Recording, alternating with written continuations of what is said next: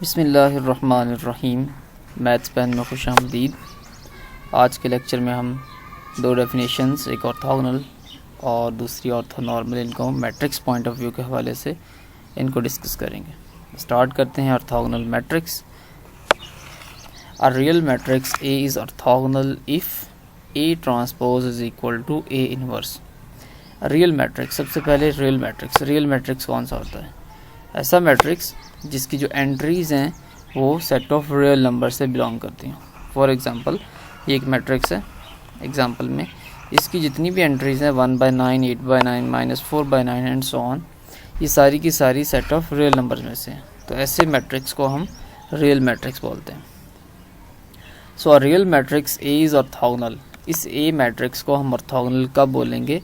If A transpose is equal to A inverse. जब हम उस मैट्रिक्स का ट्रांसपोज लें, यानी उस मैट्रिक्स की जो रॉज हैं उनको कॉलम्स में इंटरचेंज कर दें।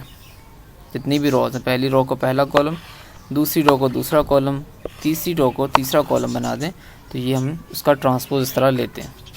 तो जब हम किसी मैट्रिक्स का ट्रांसपोज लें और वो उसके इन्वर्स, मल्टीप्लिकेटिव इन्वर्स के बराबर आ जाए। मल्टीप्लिकेटिव इन्वर्स का फार्मूला क्या होता है?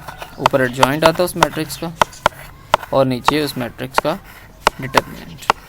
तो अगर किसी मैट्रिक्स का ट्रांसपोज उसके मल्टीप्लिकेटिव इन्वर्स के इक्वल आ जाए, फिर हम उस मैट्रिक्स को बोलते हैं ऑर्थोगोनल मैट्रिक्स। अब इसको इक्विवेलेंटली ये भी लिखा जा सकता है, जैसे हम रियल नंबर्स में बोलते हैं कि 2 का जो मल्टीप्लिकेटिव इन्वर्स है वो 1/2 आता है।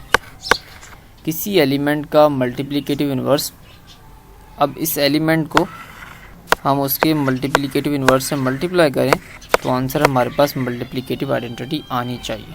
फिर हम कहते हैं कि 2 का जो मल्टीप्लिकेटिव इन्वर्स है वो 1/2 है। इसी तरह इस ए मैट्रिक्स, अगर हम इस साइड से देखें तो हमने लिखा है कि ए का इन्वर्स वो इक्वल है ए के ट्रांसपोज के। तो इस मैट्रिक्स ए का इन्वर्स ए का ट्रांसपोज कब आएगा? जब हम ए मैट्रिक्स को ए ट्रांसपोज से मल्टीप्लाई करें या ए ट्रांसपोज को ए मैट्रिक्स से मल्टीप्लाई करें, जो अब आइडेंटिटी आ जाए।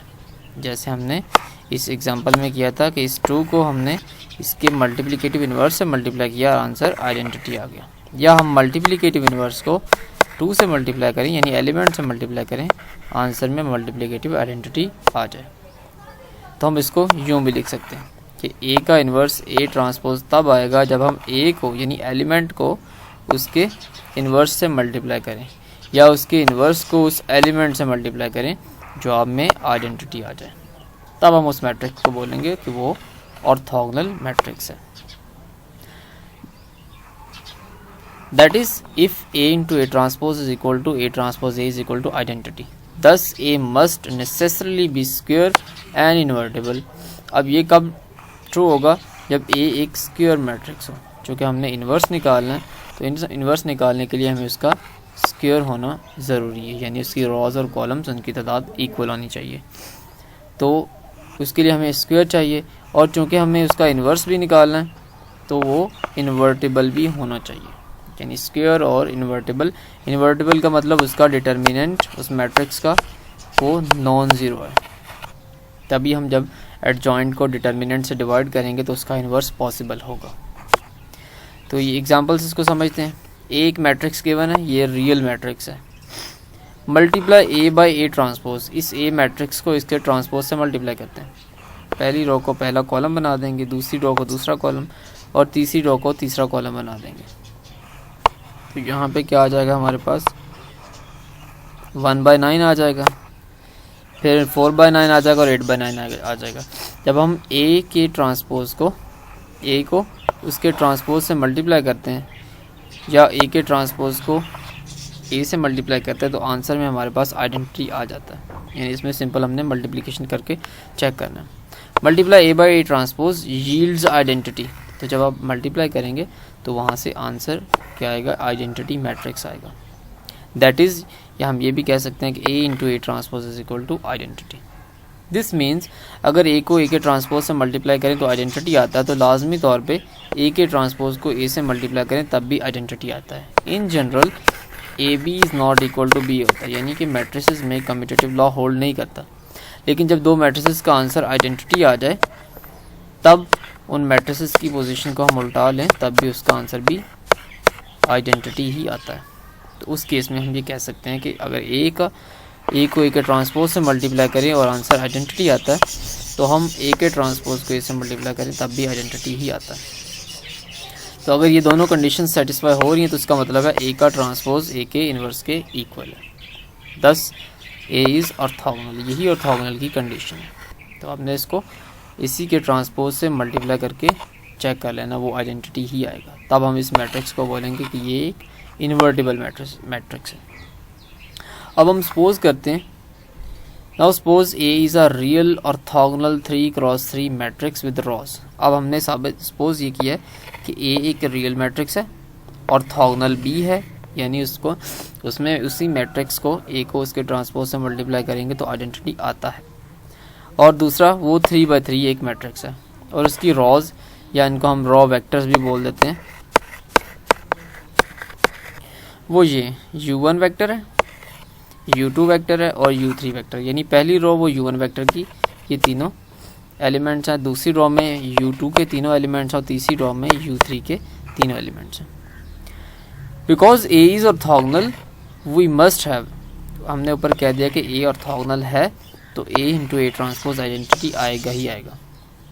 तो अब हमने क्या किया, ए मैट्रिक्स को उसके ट्रांसपोज से मल्टीप्लाई करती है। ये ए में हमने पहली रो u1 ले ली, दूसरी रो u2 ले ली और तीसरी रो u3 ले ली। जब इसका ट्रांसपोज लेंगे तो जो पहली रो है वो पहला कॉलम बन जाएगी, दूसरी रो दूसरा कॉलम बन जाएगी और ये तीसरी रो है वो तीसरा कॉलम बन जाएगी।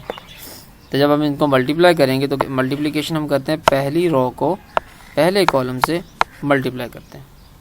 तो a1 को a1 से मल्टीप्लाई करेंगे, दरमियान में प्लस आएगा, फिर a2 को a2 से मल्टीप्लाई करेंगे प्लस आएगा और a3 को a3 से मल्टीप्लाई करेंगे दरमियान में प्लस आएगा। इस तरह से हम इनकी मल्टीप्लिकेशन करते हैं। चूँकि a और a के ट्रांसपोज का प्रोडक्ट वो आइडेंटिटी मैट्रिक्स बनता है तो हमने लिख दिया ये a मैट्रिक्स है, ये उसका ट्रांसपोज है और इस साइड पे आइडेंटिटी मैट्रिक्स है 3x3 ऑर्डर की। अब हम क्या करेंगे, multiply a by A transpose, A को ए के ट्रांसपोज से अब हम मल्टीप्लाई करके देखते हैं। तो जब हम ए को ए के ट्रांसपोज से मल्टीप्लाई करेंगे, अब चूँकि सेंटर में हमारे पास जो है वो इक्वलिटी भी आ रही है, इन दो मैट्रिसेस को मल्टीप्लाई करेंगे तो पहले का ऑर्डर 3x3 है, दूसरे का ऑर्डर भी 3x3 है। मल्टीप्लिकेशन के लिए पहले की कॉलम्स और दूसरे की रोज का सेम आना ज़रूरी है। और जब हम मल्टीप्लाई कर चुके होते हैं तो जब आंसर में जो हमारे पास मैट्रिक्स आता है, रिजल्टिंग मैट्रिक्स, उसका ऑर्डर कितना होता है, पहले की रोज और दूसरे का कॉलम्स, यानी वो आएगा 3x3 आएगा। अब हमारे पास इन दोनों का प्रोडक्ट वो भी एक 3x3 मैट्रिक्स है और दूसरी साइड पे भी एक 3x3 मैट्रिक्स है और दरमियान में ये इक्वल का साइन है। तो इक्वल मैट्रिसेस की हम डेफिनेशन को यूज़ करेंगे।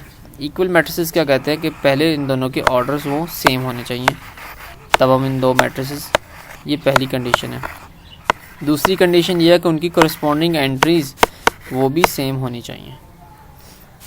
फॉर एग्जांपल अगर ए और बी दो मैट्रिसेस हैं तो ए और बी की दोनों की करस्पॉन्डिंग एंट्रीज़ ijth एलिमेंट वो सेम होनी चाहिए, तब हम कहते हैं कि वो जो दो मैट्रिसेस हैं वो इक्वल मैट्रिसेस हैं।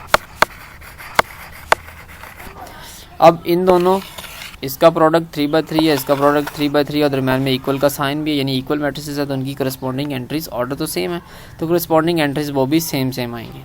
अब हम इनको मल्टीप्लाई कर लेते हैं। इन पहली रो को पहले कॉलम से मल्टीप्लाई करेंगे तो ये लेफ्ट साइड आएगी, a1 into a1 a1 square plus a2 into a2 a2 square plus a3 into a3 square is equal to 1। पहली रो को हम जब दूसरे कॉलम से मल्टीप्लाई करेंगे तो a1 इंटू b1 ये आएंगी plus a2 into b2 plus a3 into b3। इसी तरह पहली रो को जब हम तीसरे कॉलम से मल्टीप्लाई करेंगे तो ये चीज़ आएगी a1 c1 a2 c2 and a3 c3। अब हम दूसरी रो को मल्टीप्लाई करते हैं, दूसरी रो को पहले कॉलम से मल्टीप्लाई करते हैं तो क्या आ जाएगा b1 into a1 b2 a2 b3 and a3, तो ये चीज़ आ जाएगी। इसी तरह दूसरी रो को दूसरे कॉलम से मल्टीप्लाई करते हैं तो b1 इंटू b1 स्केयर हो जाएगा, b2 square b3 square is equal to 1 आ जाएगा। ये सिर्फ लेफ्ट साइड करें तो ये चीज़ आ जाएगी। अब इसी दूसरी रो को तीसरे कॉलम से जब मल्टीप्लाई करेंगे इस वाले से तो ये चीज़ बन जाएगी। फिर हम तीसरी रो को मल्टीप्लाई कर लेते हैं। ये तीसरी रो को पहले कॉलम से मल्टीप्लाई करेंगे तो ये चीज़ आ जाएगी, तीसरी रो को दूसरे कॉलम से मल्टीप्लाई करेंगे ये चीज़ आ जाएगी, और तीसरी रो को तीसरे कॉलम से मल्टीप्लाई करेंगे तो ये हमारे पास लास्ट वाला बन जाएगा। अब इनमें हम देखते हैं कि ये हो क्या रहा। अब जो u1 वेक्टर था ये वाला, ये था a1 a2 a3, ये एक रॉ वेक्टर था। अब हम इसी रॉ वेक्टर का इसी वेक्टर के साथ अगर हम डॉट प्रोडक्ट लें तो वो हमारे पास ये चीज़ बनती है, यानी a1 a2 a3 का यहीं पे कर लेते हैं। इस वेक्टर का इसी के साथ जब डॉट लेंगे तो a1 का a1 के साथ आएगा, a2 का a2 के साथ आएगा और a3 का a3 के साथ प्रोडक्ट आएगा, दरम्यान में प्लस आएगा। तो ये है u1 का u1 के साथ डॉट प्रोडक्ट। तो इसको हम यूँ भी लिख सकते हैं u1 डॉट u1। अब चूंकि इनको हमने कंपेयर भी करना है तो राइट हैंड साइड पे जब पहली रो को पहले कॉलम से मल्टीप्लाई करेंगे तो 1 आएगा साथ, पहली रो को दूसरे कॉलम से मल्टीप्लाई करेंगे तो 0 आएगा राइट साइड पे, और पहली रो को तीसरे कॉलम से मल्टीप्लाई करेंगे तो 0 आ जाएगा। तो ये 1 0 और 0 आ गए। इसी तरह दूसरी रो को मल्टीप्लाई करेंगे तो 0 आएगा, 1 आएगा और 0 आएगा। तीसरी रो को मल्टीप्लाई करेंगे तो 0 0 और 1 आएगा राइट हैंड साइड पे मल्टीप्लिकेशन के बाद। अब ये वाला जो है हमारे पास ये u1 का u1 के साथ डॉट प्रोडक्ट है, तो इसको हम यूँ लिख सकते हैं u1 डॉट u1, और वो 1 के इक्वल है। इसी तरह ये वाला जो है ये u2 का u2 के साथ डॉट प्रोडक्ट है और ये 1 के इक्वल है। लास्ट पे ये वाला u3 का u3 के साथ डॉट प्रोडक्ट है और इसकी राइट हैंड साइड पे भी 1 1 आ रहा है। u1 डॉट u1 इसको हम लिख सकते हैं u1 मैग्नीट्यूड का स्क्वायर इज इक्वल टू 1 के इक्वल है। इसको हम यूँ भी लिख सकते हैं, दोनों साइड पे स्क्वायर रूट लेंगे तो u1 का magnitude is equal to 1, plus minus 1 आएगा स्क्वायर रूट लेने के बाद। चूँकि मैग्नीट्यूड हमेशा पॉजिटिव होता है तो हम नेगेटिव साइन को इग्नोर कर देंगे। तो अगर किसी वेक्टर का मैग्नीट्यूड 1 आ जाए तो उस वेक्टर को हम बोलते हैं यूनिट वेक्टर। तो इसका मतलब ये जो u1 डॉट u1 ये 1 आ रहा है, u2 डॉट u2 वो भी 1 आ रहा है और u3 डॉट u3 वो भी 1 आ रहा है। तो इसका मतलब ये तीनों u1 u2 और u3 ये तीनों क्या वेक्टर है, ये तीनों यूनिट वेक्टर्स हैं। उसके बाद अब ये u1 u2 u3 unit vectors हो गए। यहाँ पे ये कंडीशन क्या शो कर रही है, ये कंडीशन ये शो कर रही है b1 का a1 b2 a2 plus b3 a3 is equal to 0 आ रहा है। इसका मतलब क्या है कि u2 का हम u1 के साथ डॉट प्रोडक्ट ले रहे हैं, यानी u2 डॉट u1 ले रहे हैं। अब इन दोनों का डॉट प्रोडक्ट 0 आ रहा है, इसका मतलब u2 और u1 एक दूसरे के ऊपर परपेंडिकुलर है। द वेक्टर्स परपेंडिकुलर होंगे तो उनके दरमियान जो एंगल आएगा वो 90 डिग्रीज का आएगा और उनका डॉट प्रोडक्ट वो 0 आता है। तो ये शो करेगा कि u1 और u2 परपेंडिकुलर है। ये वाली कंडीशन शो कर रही है कि u2 और u3 भी परपेंडिकुलर है, और ये लास्ट वाली कंडीशन शो कर रही है, यहाँ से भी u2 u3 शो हो रहे हैं, और ये वाली जो कंडीशन है ये शो कर रही है कि u1 और u3 ये तीनों भी आपस में, ये दोनों भी आपस में परपेंडिकुलर है। यानी u1 का u1 के साथ डॉट प्रोडक्ट 1 आ रहा है, u2 का u2 के साथ 1 आ रहा है और u3 का u3 के साथ 1 आ रहा है। ओनली ये वेक्टर्स क्या हैं, यूनिट वेक्टर्स हैं, और इनका आपस में डॉट प्रोडक्ट 1 आ रहा है, और एक दूसरे के साथ जब i और j डिफरेंट हैं, यानी जब u1 और u2 हैं, u1 u3 हैं, u2 u3 हैं, तो इनका डॉट प्रोडक्ट वो 0 आ रहा है। तो इसका मतलब ये आपस में एक दूसरे के साथ परपेंडिकुलर है, यानी u1 u2 परपेंडिकुलर है, u1 u3 परपेंडिकुलर है और u2 u3 परपेंडिकुलर है, और इनकी मैग्नीट्यूड 1 है। Thus the rows u1 u2 u3 are unit vectors. एक तो यूनिट वेक्टर है, ये वाली कंडीशन बताएगी यूनिट वेक्टर्स हैं, and are orthogonal to each other, और ये वाली कंडीशन बता रही है कि ये आपस में ऑर्थोगोनल है, यानी इनका आपस में डॉट प्रोडक्ट वो 0 आ रहा है। यानी u2 डॉट प्रोडक्ट लें u3 के साथ वो 0 आ रहा है। इस तरह u1 का डॉट प्रोडक्ट लें u2 के साथ वो 0 आ रहा है। इसी तरह u1 का डॉट प्रोडक्ट लें u3 के साथ वो 0 आ रहा है। तो इनके आपस में जो डॉट प्रोडक्ट है वो 0 आ रहे हैं, 1 का 3 के साथ, 1 का 2 के साथ, 2 का 3 के साथ। तो ये ऑर्थोगोनल की डेफिनेशन है, या परपेंडिकुलर भी हम इनको बोलते हैं, नॉर्मल भी बोल देते हैं, यानी एक दूसरे के ऊपर नॉर्मल है या परपेंडिकुलर है, 90 का एंगल बनाते हैं। जिस तरह हमारे पास कार्टेशियन कोऑर्डिनेट में जो आई, जे और के यूनिट वेक्टर्स हैं वो म्यूचुअली परपेंडिकुलर होते हैं।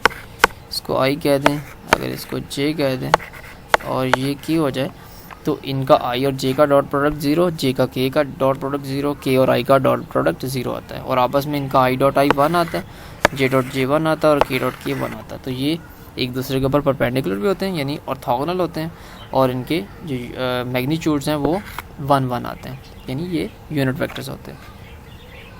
तो ऐसे सेट्स, ऐसे वेक्टर्स। अब नेक्स्ट हमारे पास क्या आ जाएगा, generally speaking vectors u1, u2, u3 जितने भी वेक्टर्स हैं Rn के are said to form an orthonormal set of vectors. Orthonormal, अब इसमें दो चीज़ें आ जाती हैं, एक ऑर्थोगोनल, पहली वाली कंडीशन आ जाती है ऑर्थोगोनल की कि वो आपस में परपेंडिकुलर होंगे, और दूसरी आ जाती है नॉर्मल की, यानी वो नॉर्मलाइज हो चुके होंगे। नॉर्मलाइज करने का क्या मतलब है कि किसी वेक्टर को उसके मैग्नीट्यूड से अगर हम डिवाइड कर दें तो हम कहते हैं वो वेक्टर नॉर्मलाइज हो चुका है, यानी वो यूनिट वेक्टर बन चुका है। तो ऑर्थोगोनल यानी परपेंडिकुलर होंगे एक दूसरे के साथ, और नॉर्मल होंगे यानी इनके मैग्नीट्यूड्स 1 आएंगे। तो ऐसे वेक्टर्स को हम बोलते हैं ऑर्थोनॉर्मल वेक्टर्स।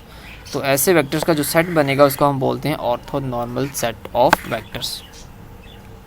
अब हमारे पास कितने हैं orthonormal set of vectors, u1, u2 और u3। ये तीनों हमारे पास क्या हैं, ऑर्थोनॉर्मल सेट बनाते हैं। अगर हम इसको इस तरह लिखें सेट की फॉर्म में, u1 आ जाए उसमें, u2 और u3 आ जाए और दरमियान में कॉमा लगाते हैं। तो ये जो सेट आएगा इसको हम बोलते हैं ये ऑर्थोनॉर्मल सेट ऑफ वेक्टर्स है। और इसको हम डिफाइन इस तरह कर सकते हैं कि ui dot uj is equal to 0, कि ui और uj का जो डॉट प्रोडक्ट है वो 0 आएगा जब i और j आपस में बराबर नहीं होंगे, यानी जो दो वेक्टर्स होंगे वो दोनों डिफरेंट होंगे तो डॉट प्रोडक्ट 0 आ जाएगा। और उनका डॉट प्रोडक्ट 1 कब आएगा, जब वो दोनों वेक्टर्स सेम होंगे, यानी i और j जब इक्वल हो जाएंगे। इसका मतलब क्या होगा कि वो वेक्टर सेम हो गए तो उनका मैग्नीट्यूड वो 1 आएगा, डॉट प्रोडक्ट 1 आएगा। तो ये हम क्रोनिकर डेल्टा की डेफिनेशन भी इसको कहते हैं। In other words ui dot uj is equal to delta ij। Delta ij क्या होता है, क्रोनिकर डेल्टा फंक्शन होता है जो इसके बराबर आता है, इसको हम डेल्टा ij भी कह सकते हैं। वो क्या कहता है कि जब i और j सेम होंगे तो उसका आंसर 1 आएगा, जब i और j डिफरेंट होंगे तो उसका आंसर 0 आएगा। So we have shown that the condition a into a transpose is equal to I implies that the rows of A form an orthonormal set of vectors। कि जो इस matrix की A into A transpose से जो matrix बनेगा उसकी जो रोज़ है हमारे पास, इसमें A वेक्टर की जो रोज़ आएंगी वो ऑर्थोनॉर्मल सेट बनाती हैं वेक्टर्स का। और the condition A transpose is equal to identity similarly implies that the columns of A also form an orthonormal set of vectors। तो ये क्वेश्चन पीपीएससी पेपर में पूछा भी जा सकता है कि अगर A into A transpose identity हो, ये भी कहा जा सकता है या ये भी कहा जा सकता है कि A हमारे पास क्या हो, वो ऑर्थोगोनल सेट हो, तो हमारे पास जो रोज़ होंगी A मैट्रिक्स की वो क्या बनाती हैं, ऑर्थोगोनल सेट बनाती हैं, नॉर्मल सेट बनाती हैं, ऑर्थोनॉर्मल सेट बनाती हैं, या कुछ भी नहीं बनाती। तो जो रोज़ होंगी वो भी ऑर्थोनॉर्मल सेट ऑफ वेक्टर्स, और जो कॉलम्स होंगे वो भी ऑर्थोनॉर्मल सेट ऑफ वेक्टर्स बनाते हैं। फर्दर मोर इसके साथ और क्या है, because each step is reversible, her step reversible है, यानी हम उल्टी डायरेक्शन में भी जा सकते हैं। द कन्वर्स इज़ ट्रू, तो इसका कन्वर्स भी ट्रू होगा। कन्वर्स क्या होगा कि अगर किसी मैट्रिक्स के अंदर जो कॉलम्स हैं वो ऑर्थोनॉर्मल सेट ऑफ वेक्टर्स हैं, तो वो जो मैट्रिक्स आएगा वो ऑर्थोगोनल आएगा। सिमिलरली ये भी कहा जा सकता है कि अगर किसी मैट्रिक्स की जो रोज़ हैं वो ऑर्थोनॉर्मल सेट ऑफ वेक्टर से बनी है, तो वो जो मैट्रिक्स होगा उसके ऊपर ये कंडीशन होल्ड करती होगी। इस कंडीशन के होल्ड करने का मतलब ये है कि वो जो मैट्रिक्स होगा A वो ऑर्थोगोनल मैट्रिक्स होगा। The above result for 3x3 matrices are true in general, that is the following theorem holds. तो ये थ्योरम हम नेक्स्ट लेक्चर में करेंगे। So I hope you like the video. अगर आपको ये लेक्चर पसंद आए तो आप चैनल को लाइक कीजिए, सब्सक्राइब कीजिए और अपने फ्रेंड्स से शेयर भी कीजिए। बहुत बहुत शुक्रिया।